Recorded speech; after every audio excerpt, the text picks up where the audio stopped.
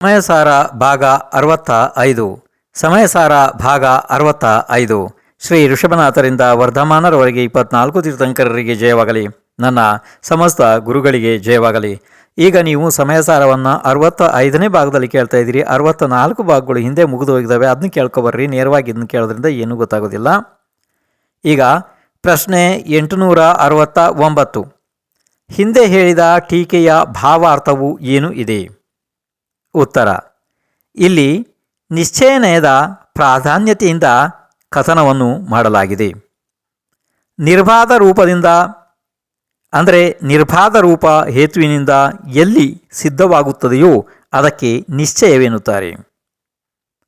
ಬಂಧದ ಕಾರಣ ವಿಚಾರ ಮಾಡಿದಾಗ ನಿರ್ಬಾಧ ರೂಪದಿಂದ ಸಿದ್ಧವಾಗುವುದು ಏನೆಂದರೆ ಮಿಥ್ಯಾದೃಷ್ಟಿ. ಮನುಷ್ಯನು ರಾಗ, ದ್ವೇಷ, ಮೋಹ ಭಾವಗಳನ್ನು ತನ್ನ ಉಪಯೋಗದಲ್ಲಿ ಮಾಡುತ್ತಾನೆ. ಆದ್ದರಿಂದ ರಾಗಾದಿಗಳೇ ಬಂಧದ ಕಾರಣಗಳು ಇವೆ.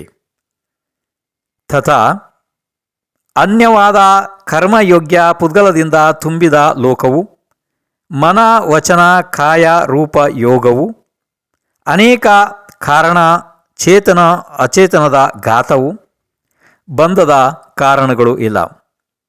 ಇವುಗಳಿಂದ ಒಂದು ವೇಳೆ ಬಂಧವಾದರೆ ಸಿದ್ಧರಿಗೆ, ಯಥಾಖ್ಯಾತ ಚಾರಿತ್ರ್ಯಧಾರಿಗಳಿಗೆ, ಕೇವಲ ಜ್ಞಾನಿಗಳಿಗೆ ತಥಾ ಸಮಿತಿಯಲ್ಲಿ ತತ್ಪರರಾದ ಮುನಿಗಳಿಗೆ ಬಂಧದ ಪ್ರಸಂಗವು ಬಂದು ಒದಗಿತು. ಆದರೆ ಅವುಗಳಿಂದ ಬಂಧವಾಗುವುದಿಲ್ಲ. ಆದ್ದರಿಂದ ಈ ಹೇತುಗಳ ವ್ಯಭಿಚಾರಿ ಆಗುತ್ತವೆ. ಈ ಕಾರಣಗಳು ವ್ಯಭಿಚಾರಿ ಆಗುತ್ತವೆ. ಬಂಧದ ಕಾರಣವು ರಾಗಾದಿಗಳೇ ಇರುತ್ತವೆ. ಇದು ನಿಶ್ಚಯವಾಯಿತು, ಇದು ನಿಶ್ಚಿತವಾಯಿತು. ಇಲ್ಲಿ ಸಮಿತಿ ರೂಪದಿಂದ ಪ್ರವರ್ತಿಸುವ ಮುನಿಗಳದ್ದಂತೂ ಹೆಸರು ಹೇಳಿತು. ಆದರೆ ಅವಿರತ ದೇಶವಿರತ ಹೆಸರು ಹೇಳಿಲ್ಲ. ಆದರೆ ಇವರಿಗೆ ಬಾಹ್ಯ ಸಮಿತಿ ರೂಪ ಪ್ರವೃತ್ತಿ ಇರುವುದಿಲ್ಲ. ಆದ್ದರಿಂದ ಚಾರಿತ್ರ್ಯ ಮೋಹ ಸಂಬಂಧದಿಂದ ಕಿಂಚಿತ್ ಬಂಧವು ಆಗುತ್ತದೆ. ಸರ್ವತಾ ಬಂಧದ ಅಭಾವದ ಅಪೇಕ್ಷೆಯಿಂದ ಇವುಗಳ ಹೆಸರು ಹೇಳಿಲ್ಲ. ಅಂತರಂಗ ಅಪೇಕ್ಷೆಯಿಂದ ನಿರ್ಬಂಧವೇ ಅಂದಿ ಎಂದು ತಿಳಿಯಬೇಕು. ಅಂತರಂಗ ಅಪೇಕ್ಷೆಯಿಂದ ಬಂಧ ಇಲ್ಲ ಎಂದು ತಿಳಿಯಬೇಕಾಗುತ್ತದೆ. ಪ್ರಶ್ನೆ 870. ಜೀವನಿಗೆ ಕರ್ಮಬಂಧಕ್ಕೆ ನಿಜವಾದ ಕಾರಣಗಳು ಯಾವುವು? ಉತ್ತರ: ಇದೊಂದು ಸ್ವಲ್ಪ ಭಾಳ ಮಹತ್ವಪೂರ್ಣ ಇದ್ದರಿಂದ ಇದನ್ನು ನೀವು ಬರೆದು ಕಲಿಯಬೇಕಾಗುತ್ತದೆ. ಇದನ್ನು ಒಟ್ಟು 5 ಬಿಂದುಗಳಲ್ಲಿ ಬೇರೆ ಬೇರೆ ರೀತಿಯಿಂದ ಹೇಳ್ತೀನಿ, ಕೇಳ್ರಿ. ಪ್ರಶ್ನೆ ಅರ್ಥ ಆಯ್ತು ನಿಮಗೆ? ಪ್ರಶ್ನೆ 870. ಜೀವನಿಗೆ ಕರ್ಮಬಂಧಕ್ಕೆ ನಿಜವಾದ ಕಾರಣಗಳು ಯಾವುವು? ಉತ್ತರ: 1. 343 ಗಣರಜ್ಜು ಪ್ರಮಾಣದ ಲೋಕಾಕಾಶದಲ್ಲಿ ಕರ್ಮರೂಪವಾಗಿ ಪರಿಣಮಿಸಲು ಯೋಗ್ಯ ಅನಂತಾನಂತ ಪುದ್ಗಲ ಪರಮಾಣುಗಳು ಇವೆ. ಅವು ಎಲ್ಲ ಪ್ರದೇಶದಲ್ಲೂ ಇದ್ದರೂ ಕೂಡ ಜೀವನನ್ನು ಬಂಧಿಸುವುದಿಲ್ಲ. 2. ಜೀವನು ಚಲಿಸುವ ರೂಪ ಜೀವನ ಚಲಿಸುವ ರೂಪ ಕ್ರಿಯೆಯೂ ಕೂಡ ಕರ್ಮಬಂಧದ ಕಾರಣ ಅಲ್ಲ. 3. ಜೀವನ ಅನೇಕ ಪ್ರಕಾರದ ಕಾರಣಗಳು ಕರ್ಮಬಂಧಕ್ಕೆ ಕಾರಣ ಅಲ್ಲ. 4. ಚೇತನ ಮತ್ತು ಅಚೇತನ ವಸ್ತುಗಳ ಘಾತವೂ ಕೂಡ ಕರ್ಮಬಂಧದ ಕಾರಣ ಇಲ್ಲ. 5. ಉಪಯೋಗ ಆತ್ಮನು ರಾಗ, ದ್ವೇಷ, ಮೋಹ ಆದಿಗಳ ಜೊತೆಗೆ ಯಾವ ಐಕ್ಯವನ್ನು ಹೊಂದುತ್ತಾನೆ, ಕೇವಲ ಅದು ಒಂದೇ ಕಾರಣದಿಂದ ಆತ್ಮನಿಗೆ ಕರ್ಮಗಳು ಬಂಧಿಸುತ್ತವೆ. ಇದು ಹಿಂದೆ ಹೇಳಿದಂತಹ ಟೀಕಾ ಅರ್ಥದ ವಿಸ್ತಾರ ಅರ್ಥವನ್ನು ಈಗ ನಾನು ನಿಮಗೆ ಬಿಡಿಯಾಗಿ 5 ಬಿಂದುಗಳಲ್ಲಿ ಹೇಳಿದ್ದೇನೆ. ಪ್ರಶ್ನೆ 871. ರಾಗ ಆದಿ ಭಾವಗಳ ಅಭಾವದಲ್ಲಿ ಸಮ್ಯಕ್ ದೃಷ್ಟಿ ಆತ್ಮನಿಗೆ ಯಾವ ಪ್ರಕಾರದಿಂದ ಕರ್ಮ ಬಂಧಗಳ ಅಭಾವ ಆಗುತ್ತದೆ? ಇದಕ್ಕೆ ಉತ್ತರ ರೂಪವಾಗಿ ಆಚಾರ್ಯ ಶ್ರೀ ಕುಂದಕುಂದರು ಸಮಯಸಾರ ಮಹಾಶಾಸ್ತ್ರದ ಬಂಧ ಅಧಿಕಾರದ ಗಾಥಾ ಸಂಖ್ಯೆ 242, 243, 244, 245, 246 ಈ 5 ಗಾಥೆಗಳನ್ನು ಒಂದೇ ಸ್ಥಳದಲ್ಲಿ ಹೇಳುವವರು ಇದ್ದಾರೆ, ಕೇಳಿರಿ. ಈಗ ಗಾಥೆಗಳು ಪ್ರಾರಂಭ. 5 ಕೂಡ ಒಂದೇ ಸ್ಥಳದಲ್ಲಿದ್ದಾವೆ, ಅದನ್ನು ಹೇಳ್ತೀನಿ. ಜಹಾ ಪುನಃ ಸೋಚೇವಣರೋ ನೇಹೇ ಸೌವಮ್ಮಿ ಆಸ ಆವಣಿಧಿ ಸಂತೆ ರೇಣು ಬಹುಲಮ್ಮಿ ಟಾಣಿ ಖರೀದಿ ಸತ್ಯ ಹಿಂ ವಾಯಾಮಂ ಚಿಂದದಿ ವಿಂದದಿ ಯಾತಃ ತಾಲಿ ತಲ ಕಯಾ ಲಿವ ವಂಶಪಿಂಡಿವೋ ಸಚಿತ್ತಾ ಚಿತ್ತಾಣಂ ಖರೀದಿ ದವ್ವಾಣ ಮುವಗಾದಂ ಉವಗಾದಂ ಕುವಂತಸ್ಯ ತಸ್ಸಾಣಾಣ ವಿಹೇಹಿಂ ಕರಾಣೇಹಿಂ ನಿಶ್ಚಯದೋಟಿ ಚಿಂತೆ ಜಾ ಹೋ ಕಿಂ ಪಚ್ಚಯ ಗೋಣ ರಯಬಂಧೋ ಜೋಸೋ ಅಣೇಹ ಭಾವೋ ತಮ್ಮಿ ನರೇ ತೇನ ತಸ್ಸರಯ ಬಂಧೋ ನಿಶ್ಚಯದೋ ವಿಣ್ಣೇಯಂ ನಾ ಕಾಯ ಚೇಷ್ಠಾ ಹಿಂಸೆ ಸಾಹಿಂ ಏವಂ ಸಮ್ಮದಿಟ್ಟಿ ಒಟ್ಟಂತೂ ಬಹುವಿಹೇಸು ಜೋಗೇಸು ಅಕರಂತೂ ವವೋಗೆ ರಾಗಾದಿ ನಾ ಲಿಪ್ಪದಿ ರಯೇಣ. ಈಗ ಈ ಗಾಥೆಗಳ ಅರ್ಥಗಳನ್ನು ಹೇಳುತ್ತಾರೆ, ಕೇಳಿರಿ. ಹೇಗೆ ಮತ್ತೆ ಅವನೇ ಮನುಷ್ಯನು ಎಣ್ಣೆ ಆದಿ ಜಿಗುಟು ವಸ್ತುಗಳನ್ನು ದೂರ ಮಾಡಿ ಅತಿ ಧೂಳುಗಳು ಇದ್ದ ಸ್ಥಾನದಲ್ಲಿ ಶಸ್ತ್ರಗಳಿಂದ ಅಭ್ಯಾಸ ಮಾಡುತ್ತಾನೆ. ತಾಳವೃಕ್ಷ, ತಾಳೆಯ ಮರ, ಕದಲಿ ವೃಕ್ಷ, ಬಿದಿರು, ಅಶೋಕ ವೃಕ್ಷ ಇತ್ಯಾದಿ ವೃಕ್ಷಗಳನ್ನು ಛೇದನ ಭೇದನ ಮಾಡುತ್ತಾನೆ ಮತ್ತು ಸಚಿತ್ತ ಅಚಿತ್ತ ದ್ರವ್ಯಗಳ ಉಪಘಾತ ಮಾಡುತ್ತಾನೆ. ಉಪಘಾತವನ್ನು ಮಾಡುವ ಅವನಿಗೆ ಅನೇಕ ಪ್ರಕಾರದ ಕಾರಣಗಳಿಂದ ನಿಶ್ಚಿತವಾಗಿ ತಿಳಿಯಬೇಕು ಏನೆಂದರೆ, ಧೂಳಿ ಬಂಧವು ಯಾವ ಕಾರಣದಿಂದ ಆಗಲಿಲ್ಲ? ಆ ಪುರುಷನಿಗೆ ಯಾರಲ್ಲಿ ಸ್ನಿಗ್ಧತೆ ಇದೆ, ಅಂದರೆ ಆ ಪುರುಷರಲ್ಲಿ ಯಾರಲ್ಲಿ ಸ್ನಿಗ್ಧತೆ ಇದೆ ಅದರಿಂದ ಅವನಿಗೆ ಧೂಳಿ ಬಂಧವು ಆಗುತ್ತದೆ ಎಂದು ನಿಶ್ಚಯದಿಂದ ತಿಳಿಯಬೇಕು. ಬಾಕಿ ಎಲ್ಲ ಶರೀರದ ಚೇಷ್ಟೆಗಳಿಂದ ಧೂಳಿ ಬಂಧ ಆಗುವುದಿಲ್ಲ. ಹೀಗೆ ಸಮ್ಯಕ್ ದೃಷ್ಟಿಯು ಅನೇಕ ಪ್ರಕಾರದ ಯೋಗಗಳಲ್ಲಿ ಪ್ರವರ್ತಿಸುತ್ತಾ ಇದ್ದರೂ ಕೂಡ ಉಪಯೋಗದಲ್ಲಿ ರಾಗಾದಿಗಳನ್ನು ಮಾಡುವುದಿಲ್ಲ. ಅದರಿಂದ ಕರ್ಮರಾಜದಿಂದ ಅವನು ಲಿಪ್ತ ಆಗುವುದಿಲ್ಲ. ಇದು ಈ ಗಾಥೆಗಳ ಅರ್ಥಗಳನ್ನು ಹೇಳಿದ್ದು ಆಯಿತು. ಇನ್ನು ಮುಂದೆ ಪ್ರಶ್ನೆ 872.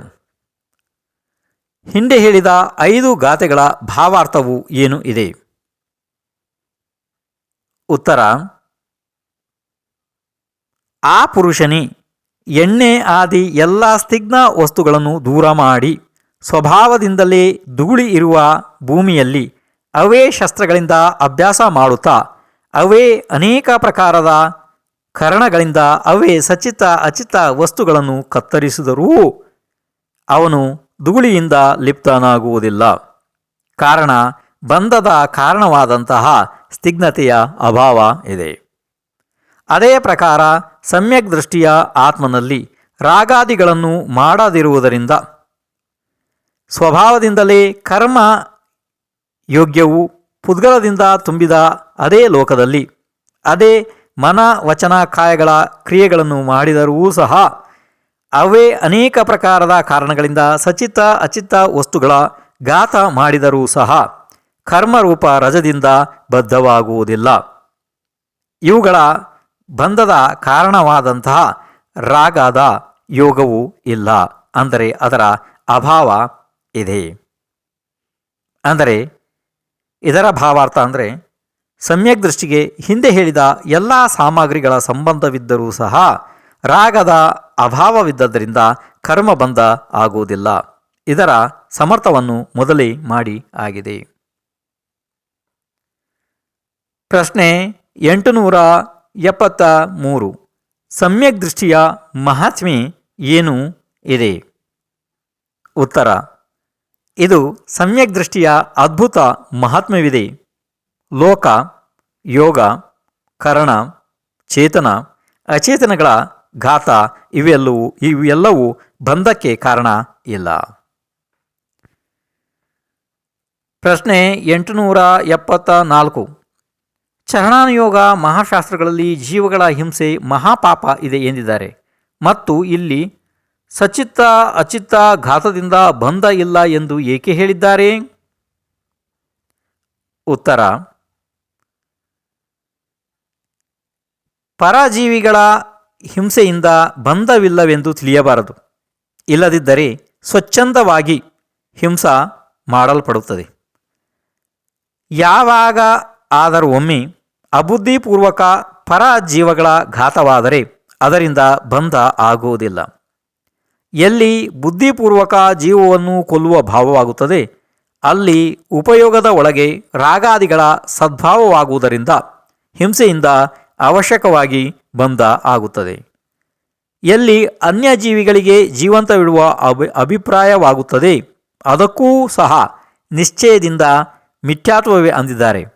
ಅಂದ ಮೇಲೆ ಕೊಲ್ಲುವ ಭಾವವು ಮಿಥ್ಯಾತ್ವವಾದೀತು. ಅದರಿಂದ ಈ ಕಥನವನ್ನು ನಯ ವಿಭಾಗದಿಂದ ಸಮೀಚೀನ ರೂಪದಿಂದ ತಿಳಿದು ಶ್ರದ್ಧೆ ಇಡಬೇಕು. ಸರ್ವತಾ ಏಕಾಂತ ಮನ್ನಿಸುವುದು ಮಿಥ್ಯಾತ್ವ ಇದೆ. ಸ್ಯಾದ್ವಾದ ಮತದಿಂದ ಇದರಲ್ಲಿ ವಿರೋಧವು ಬರುವುದಿಲ್ಲ. ಪ್ರಶ್ನೆ 875. ಜ್ಞಾನಿಗಳಿಗೆ ಸರ್ವತಾ ಕರ್ಮಬಂಧದ ಅಭಾವ ಇದೆಯೇ? ಉತ್ತರ: ಮೊದಲಿನ ಕಾವ್ಯದಲ್ಲಿ ಲೋಕ ಆದಿಗಳು ಬಂಧದ ಕಾರಣವಿಲ್ಲವೆಂದು ಹೇಳಿದೆ. ಆದರೆ ಬಾಹ್ಯ ವ್ಯವಹಾರ ಪ್ರವೃತ್ತಿಯು ಬಂಧದ ಕಾರಣಗಳಲ್ಲಿ ಸರ್ವದಾ ನಿಷೇಧ ಮಾಡಿದೆ ಎಂದು ತಿಳಿಯಬಾರದು. ಜ್ಞಾನಿಗಳಿಗೆ ಆಗುವ ಅಬುದ್ಧಿಪೂರ್ವಕ ಪ್ರವೃತ್ತಿಯು ಬಂಧಕ್ಕೆ ಕಾರಣವಿಲ್ಲವೆಂದು ಹೇಳಿದೆ. ಆದರೆ ಜ್ಞಾನಿಗಳಿಗೆ ಸ್ವಚ್ಛಂದ ಪ್ರವೃತ್ತಿಯಂತೂ ಎಲ್ಲಿಯೂ ಹೇಳಿಲ್ಲ. ಅಮರ್ಯಾದ ಪ್ರವೃತ್ತಿಯು ಬಂಧಕ್ಕೆ ಕಾರಣವಿದೆ. ತಿಳಿಯುವ ಮತ್ತು ಮಾಡುವ ಕ್ರಿಯೆಗಳಲ್ಲಿ ಪರಸ್ಪರ ವಿರೋಧವಿದೆ. ಜ್ಞಾತ ಇದ್ದರೆ ಬಂಧ ಆಗುವುದಿಲ್ಲ. ಆದರೆ ಕರ್ತಾರೂಪ ಪರಿಣಮಿಸಿದರೆ ಅವಶ್ಯಕವಾಗಿ ಕರ್ಮಬಂಧ ಆಗುತ್ತದೆ. ಪ್ರಶ್ನೆ 876. ಮಾಡುವವರು ತಿಳಿಯುವವರು ಬೇರೆ ಬೇರೆ ಇರುತ್ತಾರೆಯೇ? ಪ್ರಶ್ನೆ ಗೊತ್ತಾಯ್ತಪ್ಪ? ಬಹಳ ಮಹತ್ವಪೂರ್ಣ ಪ್ರಶ್ನೆ ಇದು, ಕೇಳ್ರಿ. ಏನು? ಮಾಡುವವರು ತಿಳಿಯುವವರು ಬೇರೆ ಬೇರೆ ಇರುತ್ತಾರೆಯೇ? ಉತ್ತರ ಕೇಳ್ರಪ್ಪ.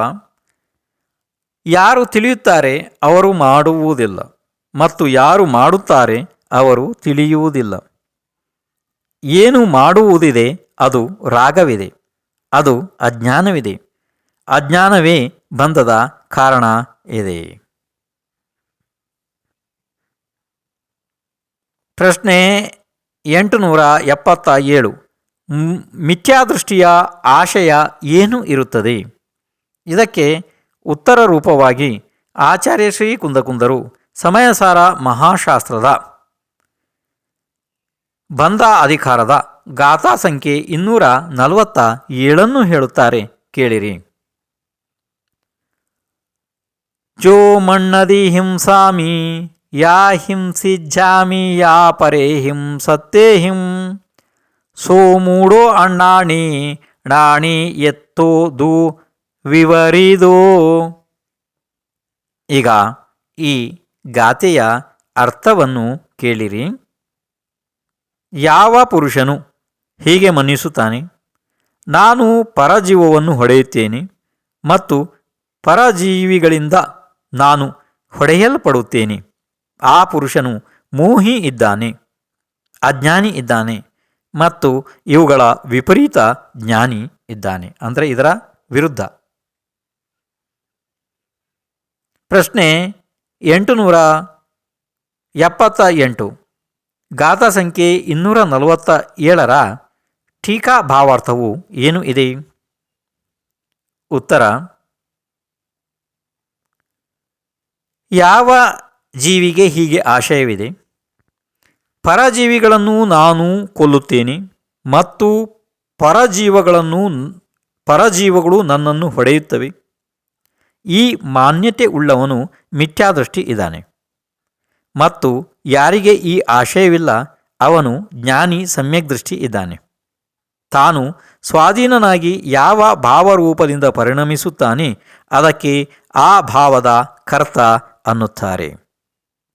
ಹೀಗೆ ನಿಶ್ಚಯನೆಯದ ಕಥನ ಇದೆ. ಪರಮಾರ್ಥದಿಂದ ಯಾರೂ ಯಾರ ಮರಣವನ್ನು ಮಾಡುವುದಿಲ್ಲ. ಯಾರು ಪರರಿಂದ ಪರರ ಮರಣ ಮನ್ನಿಸುತ್ತಾರೆ ಅವರು ಅಜ್ಞಾನಿ ಇದ್ದಾರೆ. ನಿಮಿತ್ತ ನೈಮಿತ್ತಿಕ ಭಾವದಿಂದ ಕರ್ತ ಎನ್ನುವುದು ವ್ಯವಹಾರ ನಯದ ವಚನ ಇದೆ. ಹೀಗೆ ಯಥಾರ್ಥ ತಿಳಿಯುವುದೇ ಸಮ್ಯಜ್ಞಾನ ಇದೆ. ಇನ್ನು ಮುಂದಿನ ಪ್ರಶ್ನೆ 879.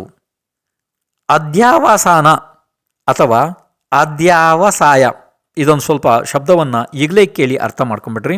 ಯಾಕೆಂದರೆ ಇನ್ನು ಅನೇಕ ಸ್ಥಳಗಳಲ್ಲಿ ಇದು ಎಲ್ಲ ಕಡೆಗೆ ನಿಮಗೆ ಇದೇ ಬರ್ತದೆ. ಇದೇ ಶಬ್ದ ಎಲ್ಲ ಕಡೆಗೆ ಬರುವುದರಿಂದ ನೀವು ಹೇಗಾದರೂ ಮಾಡಿ ಈಗಲೇ ಅದನ್ನು ಬರೆದು ಕಲಿತ್ರೆ ಒಳ್ಳೆಯದು. ಏನು? ಪ್ರಶ್ನೆ 879. ಅಧ್ಯಾವಸಾನ ಅಥವಾ ಅಧ್ಯಾವಸಾಯ. ಗೊತ್ತಾಗ್ತಿದೆ ಶಬ್ದ ಏನಪ್ಪ? ಅಧ್ಯಾವಸಾನ ಅಥವಾ ಅಧ್ಯಾವಸಾಯ ಎಂದರೆ ಏನು? ಅರ್ಥಾತಪ್ಪ? ಹಾಂ, ಇಲ್ಲಿ ನೀವು ಇದನ್ನು ಯಾವ ಅರ್ಥದಲ್ಲಿ ತಿಳಿಬೇಕು ಅಂತಂದರೆ, ತಿಳುವಳಿಕೆ, ನಂಬಿಕೆ, ಮಾನ್ಯತೆ, ಈ ಕ್ರಿಯೆ ಈ ಅರ್ಥಗಳಲ್ಲಿ ನೀವು ತಿಳಿಬೇಕಾಗ್ತದೆ. ಇದನ್ನು ಅರ್ಥ ಆಯಿತು? ಏನೇನಪ್ಪ? ತಿಳುವಳಿಕೆ, ನಂಬಿಕೆ, ಮಾನ್ಯತೆ, ಕ್ರಿಯೆ, ಈ ಅರ್ಥಗಳಲ್ಲೆಲ್ಲ ಇದನ್ನು ತಿಳಿಬೇಕಾಗ್ತದೆ. ಅರ್ಥ ಆಯಿತು? ಹಾಗಾದರೆ ಇನ್ನೊಂದು ಸಲ ಪ್ರಶ್ನೆ ಕೇಳ್ರಿ. ಪ್ರಶ್ನೆ 879. ಅಧ್ಯಾವಸಾನ ಅಥವಾ ಅಧ್ಯಾವಸಾಯ ಎಂದರೆ ಏನು? ಇದಕ್ಕೆ ಉತ್ತರ ರೂಪವಾಗಿ ಆಚಾರ್ಯ ಶ್ರೀ ಕುಂದಕುಂದರು ಸಮಯಸಾರ ಮಹಾಶಾಸ್ತ್ರದ ಬಂಧ ಅಧಿಕಾರದ ಗಾಥಾ ಸಂಖ್ಯೆ 248, 249 ಇದನ್ನು ಹೇಳಲಿದ್ದಾರೆ. ಕೇಳಿರಿ. ಆ ಉಕ್ಕ ಏಣ ಮರಣಂ ಜೀವಾಣಂ ಜಿನವರೇಹಿಂ ಪಣ್ಣತ್ತಂ ಆವುಂ ನಾಕರೇಸಿ ತುಮಂ ಕಹ ತೇ ಮರಣಂ ಕದಂ ತೇಸಿಂ. ಆ ಉಕ್ಕ ಏಣ ಮರಣಂ ಜೀವಾಣಂ ಜಿನವರೇಹಿಂ ಪಣ್ಣತ್ತಂ ಆವುಂ ನ ಹರಂತಿ ತುಹಂ ಕಹತೆ ಮರಣಂ ಖಯಂ ತೇಹಿಂ. ಈಗ ಈ ಗಾಟೆಯ ಅರ್ಥವನ್ನು ಹೇಳುತ್ತಾರೆ, ಕೇಳಿರಿ. ಜೀವಿಗಳಿಗೆ ಮರಣವಿದೆ. ಅದು ಆಯುಕರ್ಮದ ಕ್ಷಯದಿಂದ ಆಗುತ್ತದೆ. ಹೀಗೆ ಜಿನೇಶ್ವರ ದೇವರು ಹೇಳಿದ್ದಾರೆ. ಆದರೆ ಪರಜೀವಗಳನ್ನು ನಾನು ಕೊಲ್ಲುತ್ತೇನೆ ಎಂದು ಮನ್ನಿಸುವುದು ಅದು ನಿನ್ನ ಅಜ್ಞಾನವಿದೆ. ಕಾರಣ ಆ ಪರಜೀವಗಳ ಆಯುಕರ್ಮ ನೀನು ಹರಣ ಮಾಡುವುದಿಲ್ಲ. ಆದರೆ ನೀನು ಅವರ ಮರಣವನ್ನು ಹೇಗೆ ಮಾಡಿದೆ? ಮತ್ತು ಜೀವಿಗಳ ಮರಣವು ಆಯುಕರ್ಮದ ಕ್ಷಯದಿಂದ ಆಗುತ್ತದೆ. ಹೀಗೆ ಜಿನೇಶ್ವರರು ಹೇಳಿದ್ದಾರೆ. ಆದರೆ ನೀನು ನಾನು ಬೇರೆಯ ಜೀವಿಗಳಿಂದ ಕೊಲ್ಲಲ್ಪಡುತ್ತೇನೆ ಎಂದು ಮನ್ನಿಸುವೆ. ಅದು ನಿನ್ನ ಅಜ್ಞಾನವಿದೆ. ಪರಜೀವ ನಿನ್ನ ಆಯುಕರ್ಮವನ್ನು ಹರಣ ಮಾಡುವುದಿಲ್ಲ. ಆದ್ದರಿಂದ ಅವನು ನಿನ್ನ ಮರಣವನ್ನು ಹೇಗೆ ಮಾಡಬಲ್ಲನು? ಇದು ಗಾಥೆ ಅರ್ಥ ಆಯಿತು. ಇನ್ನು ಮುಂದೆ ಪ್ರಶ್ನೆ 880. ಗಾಥೆ 248 ಮತ್ತು 249 ಟೀಕೆ ಅರ್ಥವು ಏನು ಇದೆ? ಇನ್ನು ಇದರ ಉತ್ತರವನ್ನು ಕೇಳಿರಿ. ಈಗ ಇದರ ಅರ್ಥವನ್ನು ಹೇಳಬೇಕಾಗಿತ್ತು, ಆದರೆ ಅಷ್ಟು ಸಮಯ ಆಗೋದು ನನಗೆ ಯಾಕೋ ಕಾಣ್ತಾ ಇಲ್ಲ. ಈಗ ಕಡಿಮೆ ಸಮಯ ಇದೆ ಇಲ್ಲಿ, ಆದ್ದರಿಂದ ನೀವು ನಾಳೆ ಸಮಯಕ್ಕೆ ಸರಿಯಾಗಿ ಬಂದು ಇದನ್ನು ಕೇಳ್ರಿ. ಈ ಪ್ರಶ್ನೆಯನ್ನು ಇನ್ನೊಂದು ಸರ್ತಿ ಹೇಳಿ ಇದರ ಉತ್ತರವನ್ನು ಮುಂದಿನ ಭಾಗದಲ್ಲಿ ಕೊಡಲಾಗ್ತದೆ. ಈಗ ಹೋಗ್ಬರ್ರಿ.